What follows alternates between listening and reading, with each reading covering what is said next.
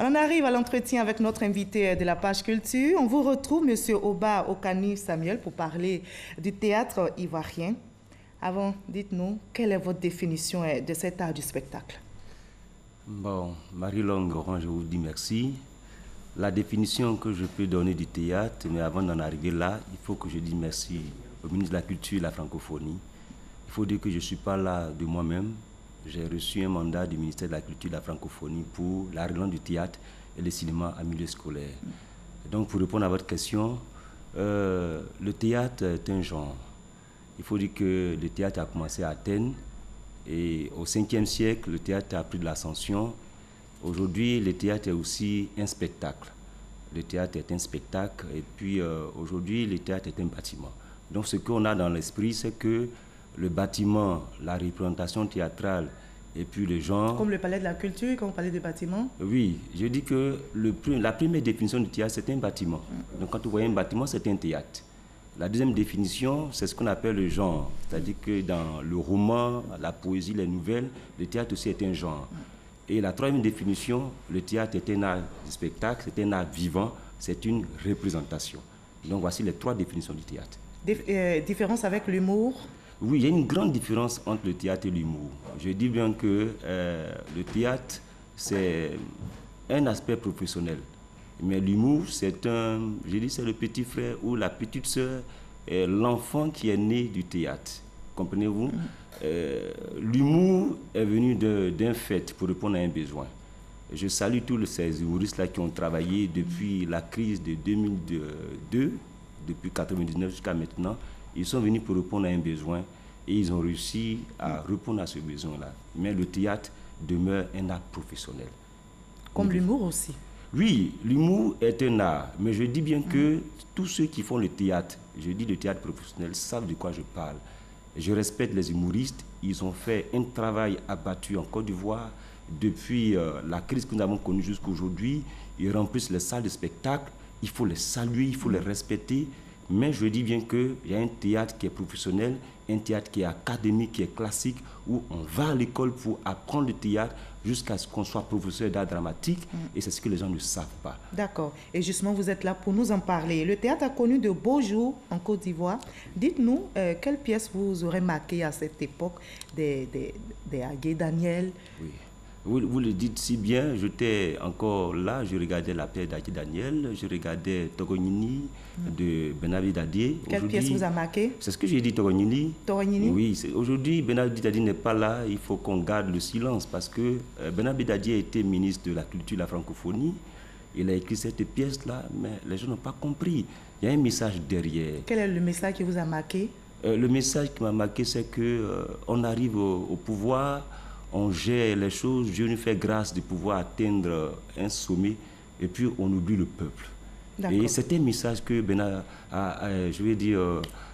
Dadié a laissé à la Côte d'Ivoire en disant Torigny. C'est-à-dire c'est des traites, des gens qui arrivent, qui travaillent, au lieu d'aider le peuple, ils oublient le peuple et puis ils font ce qu'on appelle la démagogie autour. Donc dans le théâtre, il y a un message qu'on laisse. Bernard Zadizaourou aussi a laissé l'œil. Et quand il parle de l'œil, les gens ne comprennent pas cette pièce-là. Donc ce sont autant de messages véhiculés. Ce sont des grands messages dans toutes ces pièces de théâtre. C'est ça. Alors ce théâtre qui était au sommet, à quelle place aujourd'hui et quel avenir? Nous allons suivre ensemble cette réflexion de Franck Quadio et on va en débattre par la suite. D'accord. Une troupe théâtrale en pleine répétition. Ce sont des anciens de l'Institut national supérieur des arts et de l'action culturelle INSAC. Adama et ses amis sont aujourd'hui confrontés à la dure loi de la conquête du public.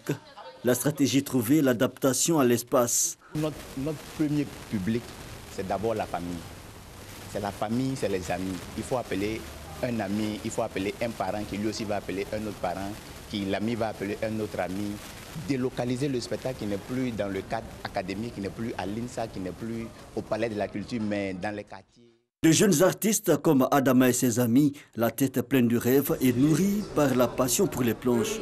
c'est que le théâtre ivoirien a connu ses heures de gloire. Né dans les années 30 et porté par Bernard Dadier et Germain Kofi-Gado entre autres, puis devenu plus contemporain avec de grandes troupes telles le Kotéba, la Villa Killy, avant de sombrer dans une certaine léthargie ces dernières années. Autre raison évoquée, la thématique. Il faut associer au jeu de scène l'environnement social propre au public actuel, selon certains. Ce n'est pas le théâtre en tant que tel, c'est le sujet proposé. Qu'est-ce qui motive notre théâtre, notre écriture? Est-ce que nous allons vers le public? Nous nous imprégnons des difficultés du public, des interrogations du public et que nous transformons en écriture dramatique afin de retourner. Si nous fonctionnons ainsi, le public va s'intéresser. Un diagnostic réaliste, mais aussi des solutions. Il y a 2 ans, le ministère de la Culture et de la Francophonie avait initié un vaste projet de relance du théâtre. Plusieurs localités ont été visitées. Elie Azéré, cheville ouvrière à l'époque, aujourd'hui directeur du Centre national des arts et de la culture, a bien quelques pistes. Les rencontres théâtrales d'Abidjan, qui est un festival de théâtre, a besoin, à mon sens, d'être vulgarisé au niveau national. Et c'est ce que nous sommes en train de faire. Et nous sommes en train de chercher les moyens pour que ce festival, qui pour le moment est localisé à Abidjan et limité aux troupes d'Abidjan, puisse s'étendre à toutes les troupes, n'est-ce pas, des régions ivoiriennes. Redorer le blason du théâtre ivoirien en partant par la base, le programme École et Culture lancé récemment se présente comme une alternative. Un théâtre ivoirien passe à devenir une véritable industrie. La chaîne de production, comédiens et techniciens sont à la tâche. Ils aimeraient bien un coup de pouce, et cela pour la bonne santé de la culture ivoirienne. Alors dites-nous, monsieur Oba Okani, quel est votre avis? Le théâtre connaît un déclin ou renaît? Madame, je vais vous dire que le théâtre renaît. Il y a de l'espoir. Vous savez, les gens ont une mauvaise idée du théâtre. Je l'ai dit, derrière le théâtre, ils étaient nombreux pourtant à se bousculer devant les salles pour aller regarder une pièce de théâtre. C'est ça. Mais aujourd'hui, les gens ont une mauvaise idée du théâtre, c'est que l'idée qu'on a derrière le théâtre, c'est que c'est la comédie. Mais j'ai dit non. Dans une pièce de théâtre, il y a plusieurs personnes qui sont derrière.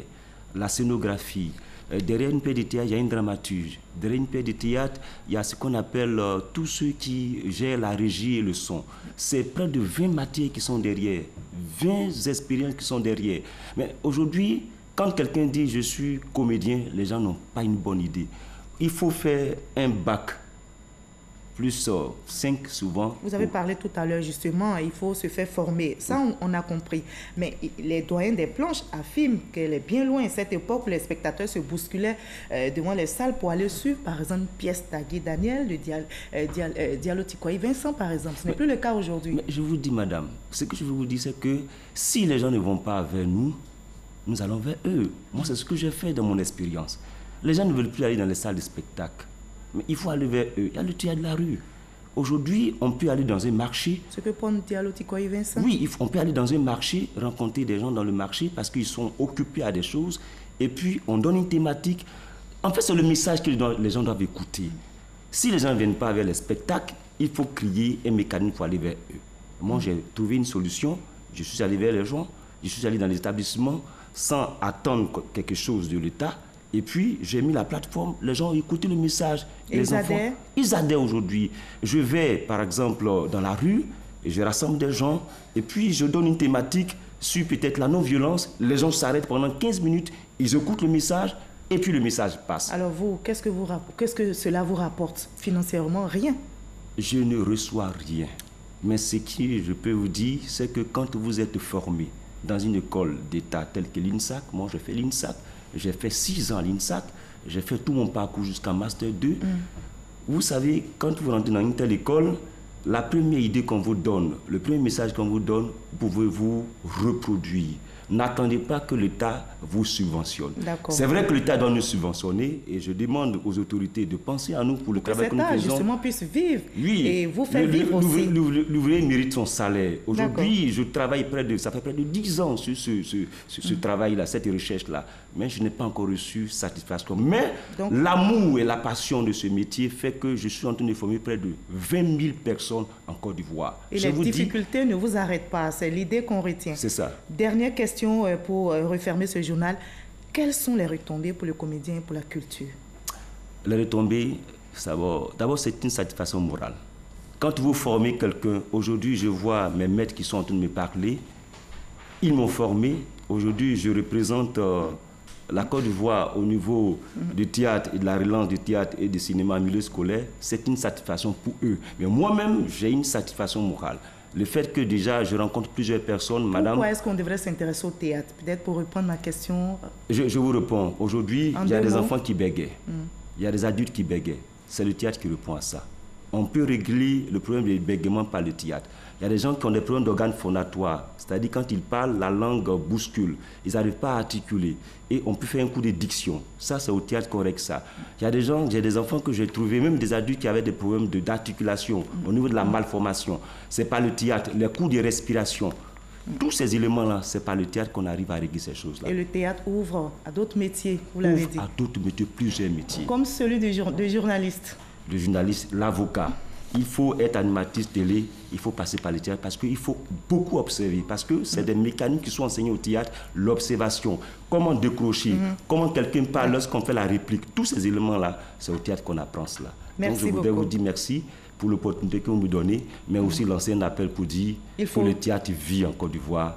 Tant que nous sommes là, que nous avons été formés par des écoles classiques, il faut faire vivre le théâtre. N'attendons pas l'État, mais je demande que l'État fasse quelque chose pour nous aussi. Merci beaucoup, monsieur Oba Okani. Vous avez été bien entendu. Le message est passé. Merci. Vous restez avec nous. On va terminer par les Comores. On attend toujours les résultats définitifs.